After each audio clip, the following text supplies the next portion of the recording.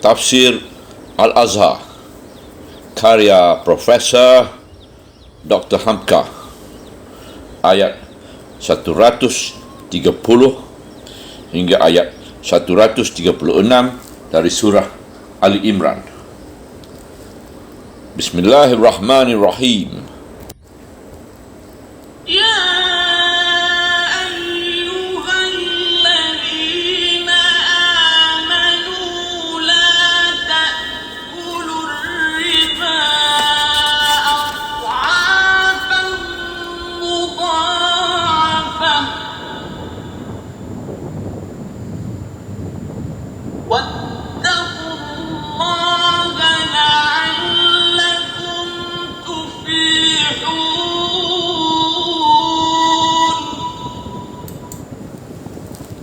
Ayat 130. Wahai orang-orang yang beriman, janganlah kamu memakan riba berlipat ganda, dan takwalah kepada Allah supaya kamu beroleh kemenangan.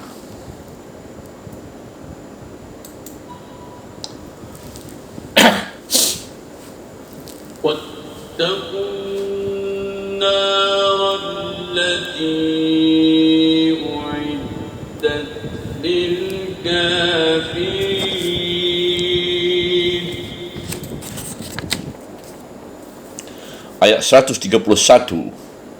Dan hendaklah kamu takut kepada api neraka yang telah disediakan untuk orang-orang yang kafir. Wa ati'u Allah wa rasul la'allakum turhamun.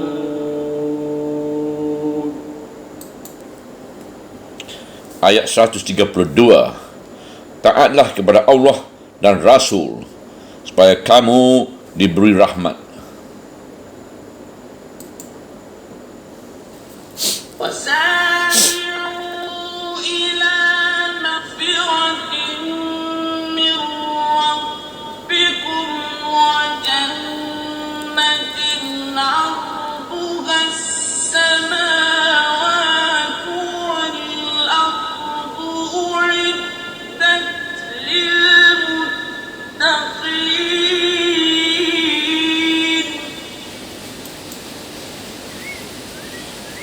Ayat 133. Berlomba-lombalah kamu sekalian kepada ampunan Tuhan kamu dan syurga yang luasnya seluas langit dan bumi yang disediakan untuk orang-orang yang bertakwa.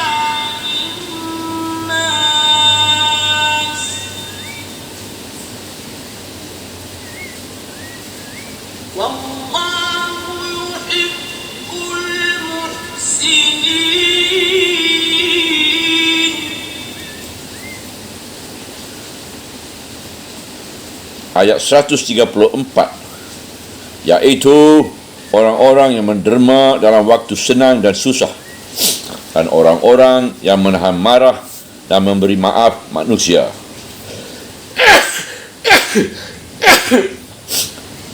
Dan Allah adalah sangat kasih pada orang-orang yang berbuat baik.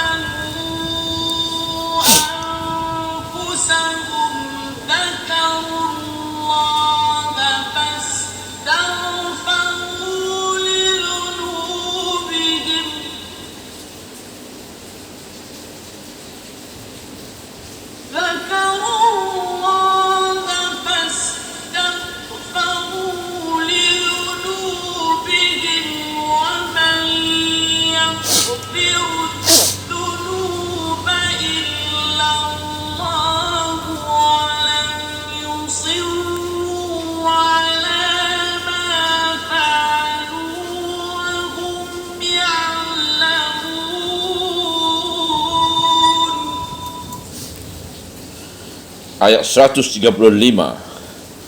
Dan orang-orang yang apabila pernah berbuat kebajikan atau menganiayakan diri mereka sendiri, lalu mereka ingat akan Allah dan mereka pun memohon ampun dosa-dosa mereka.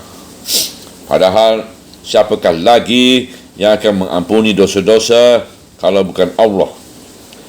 Dan tidak mereka berketerusan atas apa yang pernah mereka kerjakan itu, padahal mereka mengetahui.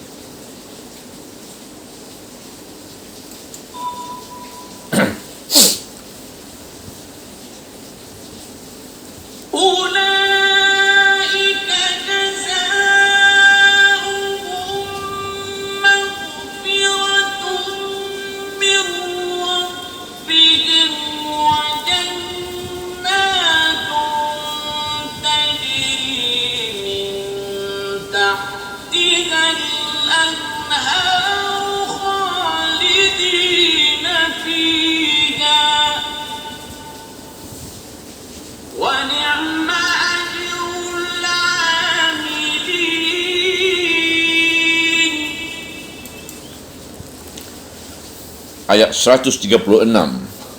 Balasan bagi mereka itu adalah ampunan dari Tuhan mereka dan syurga-syurga yang mengalir di bawahnya sungai-sungai, kekal mereka di dalamnya. Dan alangkah eloknya balasan bagi orang-orang yang beramal. Ayat 130 ini berkisar sekitar membicarakan tentang urusan riba. Kalau kita baca sepintas lalu, seakan-akan bunga rampai saja. Sesudah membicarakan hal mengambil teman karib, sahabat rapat, hendaklah hati-hati. Kemudian dibicarakan hal perang Uhud. Tiba-tiba sekarang dibicarakan pelarangan riba lagi. Orang yang tidak mendalam perasaan halusnya tentang Al-Quran akan menyangka bahawa susunan Al-Quran itu berkacau bilau sahaja, atau yang agak halus perasaannya mereka sebagai bunga rampai tentang berbagai soal saja. Tetapi apabila dirasakan lebih dalam lagi, nescaya bertemulah peraturan antara sekuntum ayat, serangkum ayat dengan rangkuman yang lain. Tadi diberi peringatan jangan terlalu rapat berkawan dengan orang yang bukan golongan kamu, dan hendaklah kamu bersabar dan bertakwa di dalam menghadapi musuh. Siapa yang dimaksudkan dengan yang bukan golongan kamu itu, dan siapa yang dimaksud dengan musuh-musuh yang memegang Islam, yang memerang Islam itu, ialah orang Yahudi di Madinah ataupun orang-orang musyrikin Mekah. Dengan apa kedua golongan itu memerangi Islam? Ialah dengan harta benda, dengan kekayaan. Dan terkenalah pada zaman itu bahawa mata pencarian hartawan-hartawan musyrikin yang terbesar ialah dari menternakkan wang, makan riba. Orang Yahudi pun demikian pula. Ribalah mata penghidupan yang utama bagi hartawan-hartawan mereka. Sedangkan muslimin di Madinah setiap hari ada hubungan jual beli, pinjam meminjam dengan mereka. Maka di samping peperangan yang kerap kali terjadi dengan musyrikin dan perang dingin dengan Yahudi yang ada di Madinah, kaum muslimin pun hendaklah menghindarkan mata-mata pencarian penghisapan darah dengan menternakkan wang itu, supaya kehidupan muslimin dan sumber-sumber pencarian mereka jangan sekali menyerupai sumber hidup riba yang hina itu. Wahai orang-orang yang beriman, janganlah kamu memakan riba berlipat ganda, dan takwalah kepada Allah supaya kamu beroleh kemenangan. Ayat 130. Menurut keterangan ahli-ahli tafsir, inilah ayat mengharamkan riba yang mula-mula turun. Adapun ayat yang ada dalam surah Al-Baqarah yang telah terlebih dahulu kita tafsirkan itu adalah termasuk ayat yang terakhir turunnya kepada Nabi. Menurut keterangan Sayyidina Umar bin Khattab, sebelum Rasulullah SAW menerangkan riba yang berbahaya itu secara terperinci, beliau pun wafat. Tetapi pokoknya sudah nyata dan jelas dalam ayat yang mula-mula turun dengan riba yang sedang kita perkatakan ini. Riba adalah suatu pemerasan hebat dari yang berpiutang kepada yang terhutang, iaitu adhafan muda'afatan. Adhafatan artinya berlipat ganda. Muda'afatan artinya berlipat ganda, berlipat-lipat, berganda-ganda. Dinamai juga riba nasiah, sebagai dahulu kita mentafsirkan hal riba pada ayat 275 hingga 276 sampai dalam 279 surah Al-Baqarah.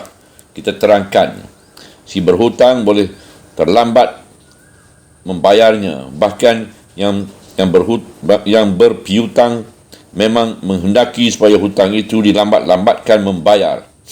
Kerana bila bertambah lambat membayar, bertambah berlipat hutang itu. Seorang berhutang misalnya RM100, bolehlah dibayar tahun depan saja tetapi menjadi RM200. Kalau terlambat lagi setahun, sudah menjadi RM400. Demikian seterusnya. Dan boleh pula diangsur membayar, tetapi yang akan teransur hanya bunga saja. Pokok hutang sudah tertimbun oleh lipatan bunga, sehingga akhirnya dengan diri-dirinya orang itu sendiri pun tidaklah hutang itu akan dapat dibayarnya lagi. Inilah yang benar riba nasiah secara jahiliah yang berlipat-lipat, berganda-ganda itu. Dan beginilah kaum Yahudi hidup, dan beginilah hartawan Mekah memperkayakan diri dan menindas orang yang melarat. Di hujung ayat disuruh orang yang beriman supaya takwa, iaitu memelihara baik-baik dan takut pada Allah. Kalau itu tidak ada, takut kaum muslimin akan terjerumus kepada main riba. Maksud ajaran Islam bukanlah semata-mata memperbaiki hubungan dengan Allah, melainkan juga mengukuhkan hubungan sesama manusia. Sebagai ayat 112 di atas tadi, iaitu supaya jangan putus tali dengan Allah dan tali dengan manusia. Kedua sayap kehidupan inilah yang akan diperbaiki oleh Islam. Oleh sebab itu, jika riba cara jahiliah itu masih ada, boleh dikatakan percuma menegakkan agama. Sekiranya orang diperintah salat berjamaah menghadap Tuhan, apalah arti jamaah kalau antara yang menjadi makmum itu adalah seorang penindas atau lintah darah yang memeras darah kawannya, dan makmum yang lain ialah orang yang dihisap darahnya itu. Pendeknya, riba adalah kehidupan yang paling jahat dan meruntuhkan segala bangunan persaudaraan. Itulah sebabnya di dalam ayat disuruh supaya orang mukmin takwa kepada Allah. Karena orang yang telah takwa tidak mungkin akan mencari penghidupan dengan memeras keringat dan menghisap darah orang lain. Dan di hujung ayat diterangkan pula bahawa janganlah memakan riba dan hendaklah bertakwa supaya kamu beroleh kemenangan. Barulah kejayaan di dalam menegakkan masyarakat yang adil dan makmur. Tidak ada penghisapan manusia atas manusia, berdasar pada ridha Allah dan ukhuwah yang sejati. Dan hendaklah kamu takut akan api neraka yang telah disediakan untuk orang-orang kafir. Ayat 131. Sebagaimana ketika melarang riba pada surah Al-Baqarah dahulu, ayat 275 dan 276, orang yang memakan riba disangkutkan dengan kafir atau kufar. Maka di ayat ini pun bertemu. Yang hidup dengan riba selama ini ialah orang kafir, Yahudi dan musyrikin. Tuhan memberi peringatan kepada hamba-Nya yang telah beriman, jangan memakan riba pula, supaya orang kafir itu seperti orang kafir itu, sebab besar bahayanya, iaitu meruntuhkan masyarakat. Kalau orang yang beriman berbuat itu pula, apa erti imannya lagi? Kesalahan besar kaum musyrikin pada Allah ialah kerana mereka menghisap darah dengan riba. Kalau sebagai orang yang beriman berbuat keduanya itu, atau salah satu dari keduanya, apakah artinya pengakuan beriman? Meskipun mengucap syahadah, namun kelakuan adalah kelakuan kafir. Mulut tidak kafir, tetapi perbuatan kafir. Sama juga dengan kafir, neraka juga tempatnya. Taatlah kepada Allah dan Rasul supaya kamu diberi rahmat. Ayat 132. Taat kepada Allah dan Rasul, dilarang makan riba, hendaklah berhenti dari pekerjaan itu. Dan ada lagi yang diperintahkan, iaitu memperbanyakkan sedekah, baik sedekah wajib atau sedekah sunat. Tuhan menjanjikan barang siapa yang meninggalkan makan riba dan membangun takwa, pastilah akan diberi kemenangan. Dan kerana ketaatan, diberi janji lagi, iaitu akan diberi rahmat. Cubalah kita renungkan rahmat yang dijanjikan ini. Di sini Tuhan memakai kalimat la ala, artinya supaya atau mudah-mudahannya. Kalau Tuhan telah memberi janji dengan la ala, menurut ahli-ahli agama yang telah mendalami Al-Quran, janji itu memberikan pengharapan yang besar sehingga sudah boleh dipastikan. Mari kita ambil suatu misal dalam masyarakat kita tiap hari. Pada suatu hari, datanglah seorang kawan ke rumah saudara. Dia sangat terdesak dan memerlukan wang untuk modal hidup. Saudara tahu benar dia susah. Lantaran amat susahnya, maka dia datang meminjam dan berjanji akan membayarnya. Bahkan kalau perlu akan diberikan bunganya. Dia tahu benar bahawa saudara seorang yang mampu dan pemurah. Kalau tidak telah mengetahui yang demikian, tidaklah dia mau menjatuhkan air mata di hadapan saudara, menghamparkan peranannya.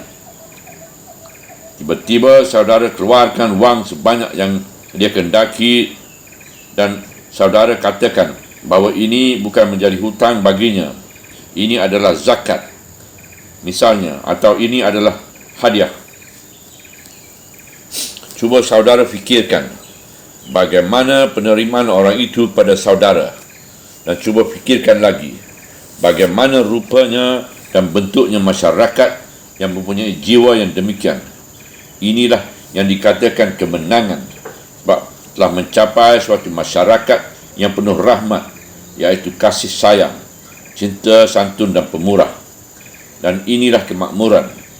Inilah yang disebut dalam surah Al-Balad, surah 90 ayat 17, disebut suatu masyarakat murhamah. Tidak ada rasa benci dan dendam dari yang miskin kepada yang kaya, dan tidak ada rasa benci dan menghina dari yang kaya kepada yang miskin. Malahan si miskin akan turut memelihara dan menjaga kekayaan si kaya, kerana dia yakin bahawa dia mesti mendapat rahmat juga dari harta itu. Maka berfirman Tuhan selanjutnya, berlomba-lombalah kamu sekalian kepada ampunan Tuhan kamu. Pangkal ayat 133.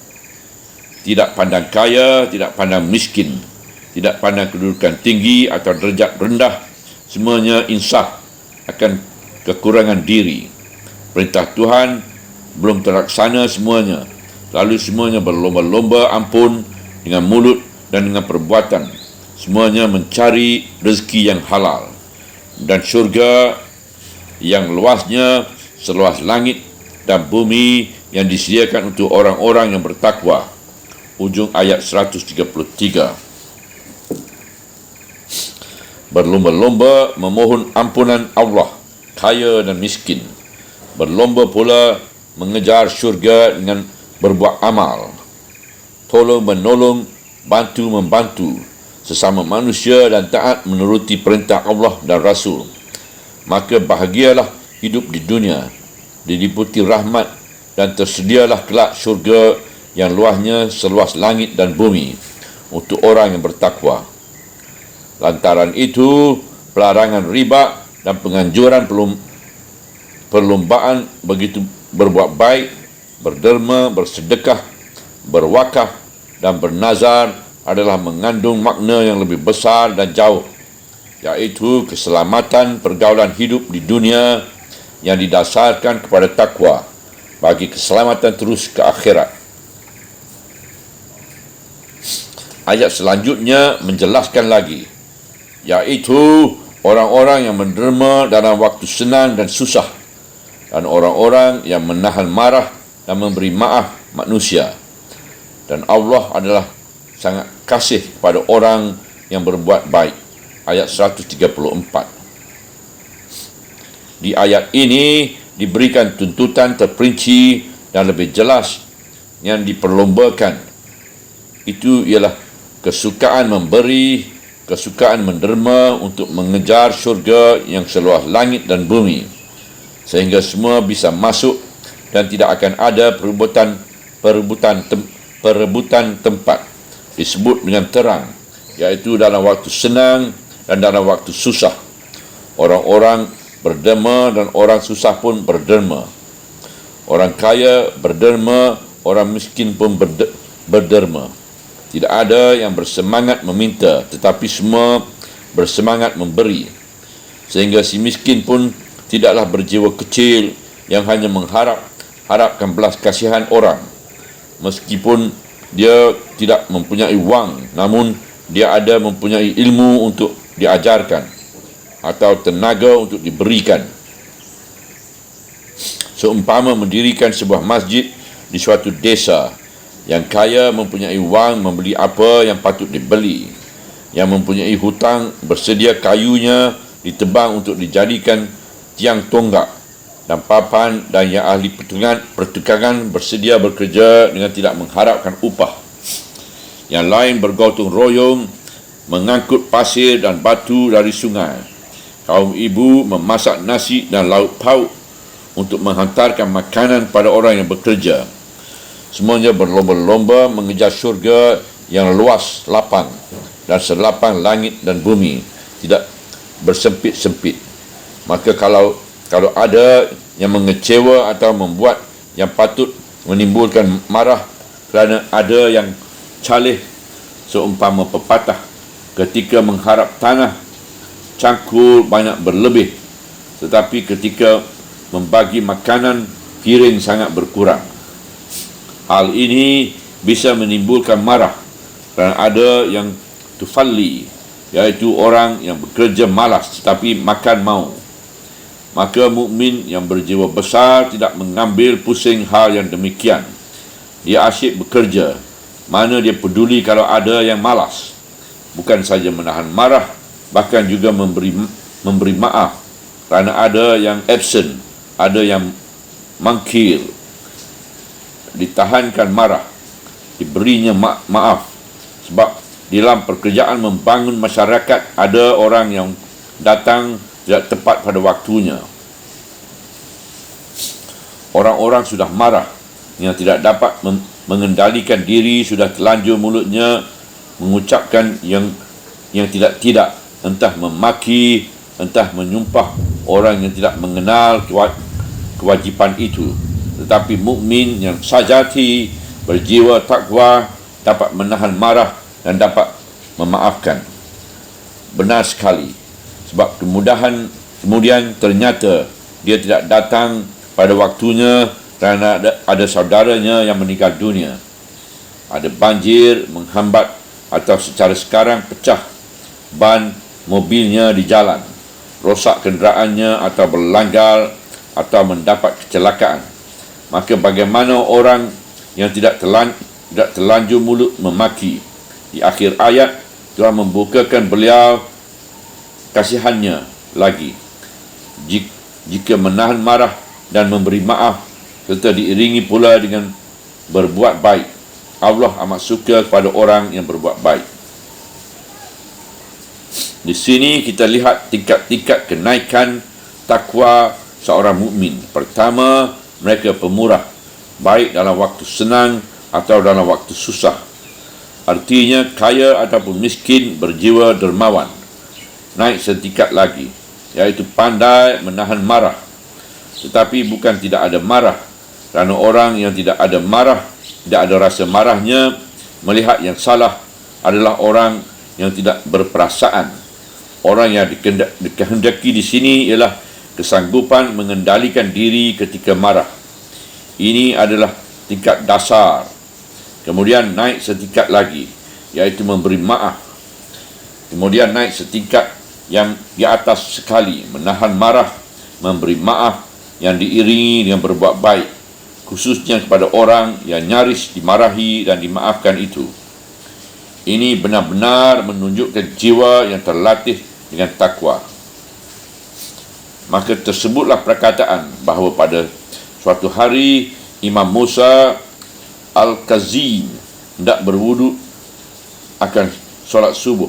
Disuruhnya hambanya mencucurkan air wuduk dari cerik yang telah disediakan air di dalamnya.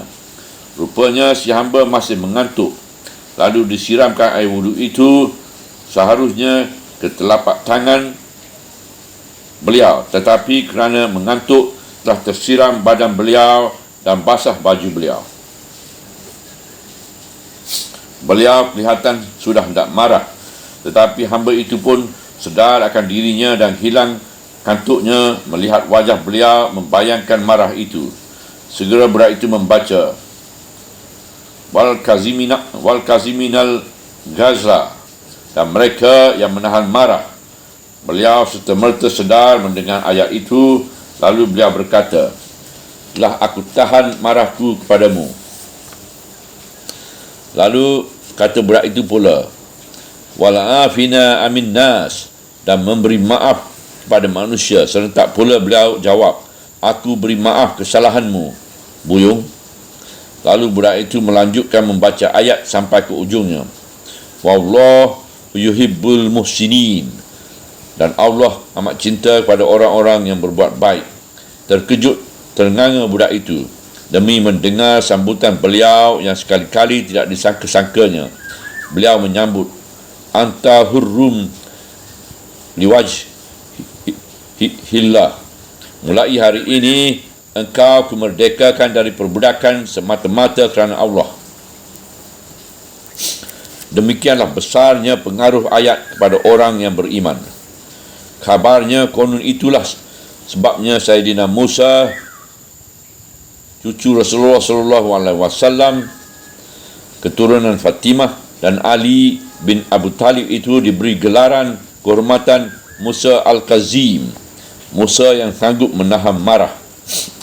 Dalam menuju hidup yang demikian itu, tentu kita mafhum bahawa kita sebagai manusia tidak juga akan khali dari lalai dan alpa. Namun Tuhan hendaklah menutup rahmatnya bagi orang yang lalai dan alpa itu. Sebab itu selanjutnya firman Tuhan, dan orang-orang yang apabila pernah berbuat kejian atau menganiayakan diri mereka sendiri, pangkal ayat 135, entah terlanjur berbuat dosa, entah tertempuh jalan yang salah yang bererti mencelakakan dan menganiayakan diri, lalu mereka ingat akan Allah dan mereka pun memohon ampun dosa-dosa mereka. Mungkin di hadapan manusia bisa membela diri dan mengatakan bahawa yang telah salah itu bukan salah, namun di hadapan Allah tidaklah dapat berdusta. Maka oleh sebab itu, jiwa telah dipenuhi oleh iman dan takwa.